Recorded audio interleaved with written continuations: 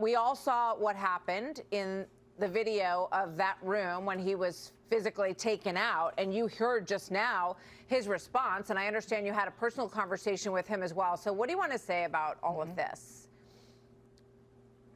You know, what I would say is we were conducting a press conference to update everyone on the enforcement actions that are ongoing to bring peace to the city of Los Angeles.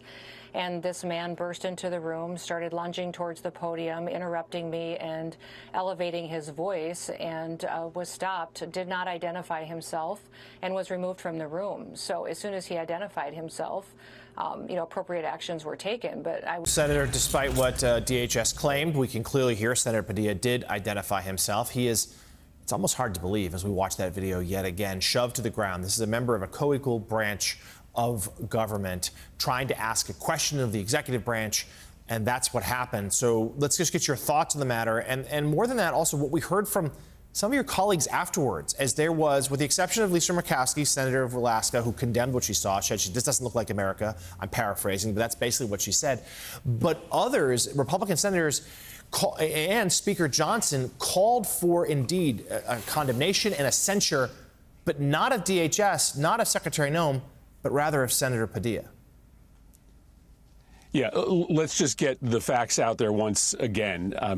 Senator Padilla identified himself. You can hear it clearly on that video. He apparently was wearing a pullover that said United States Senate on it. And maybe most importantly, he didn't burst into that room. He was led into that room by members of the administration. He was there with an FBI agent and a member of the National Guard. So members of the administration brought him into that room. It was a press conference, a place where people are supposed to ask questions of the secretary. He did that. Now, maybe he wasn't called upon by the secretary, but that's not illegal. That is not an excuse for that kind of brutal treatment. And what the president is trying to do is to intimidate this country, to try to intimidate members of Congress, to say that if you turn out and protest against this administration, if you criticize me, you will be met with violence. But if you use violence on my behalf, like the January 6th protesters, you will be immunized. You will be protected.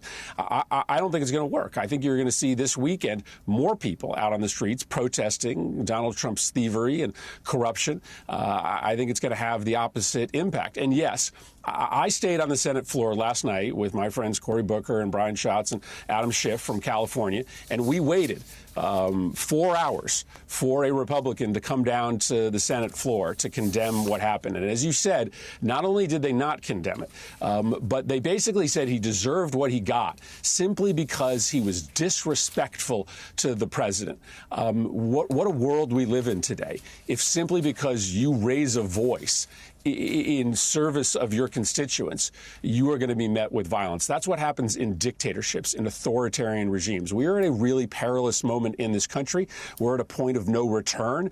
Republicans shouldn't think that they will be protected from violence in the future if they excuse it when Donald Trump uses it on his behalf.